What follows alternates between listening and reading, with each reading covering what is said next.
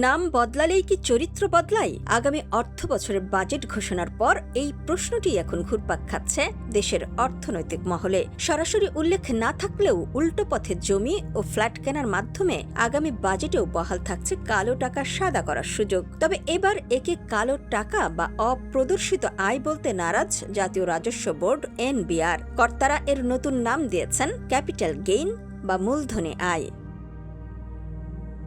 NBR chairman Abdur Rahman খানের যুক্তি, জমি বা ফ্ল্যাটের প্রকৃত বাজার মূল্য আর সরকারি মৌজা দরের মধ্যকার ব্যবধানের কারণে এই আয় তৈরি হয়। নির্ধারিত কর দিয়ে করদাতারা রিটার্নে এই অর্থ বৈধ করতে পারবেন।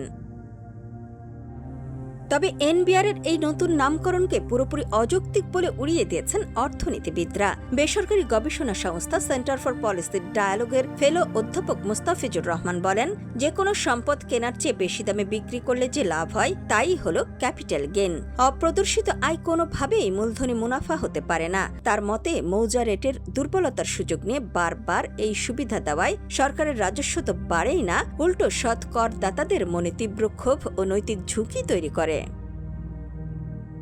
হয়তো নীতিমালার আমূল পরিবর্তনের আগে অপ্রদর্শিত অর্থ বৈধ করার এটিই শেষ সুযোগ। তবে নাম পরিবর্তনের এই চতুর খেলা শেষ পর্যন্ত অর্থনীতির ক্ষত ঢাকতে পারবে কিনা তা সময়ই বলে দেবে। চাদর বদলে দিলেই তো আর ভেতরের কালো দাগ মুছে যায় না। ডেস্ক রিপোর্ট, সোনালী নিউজ।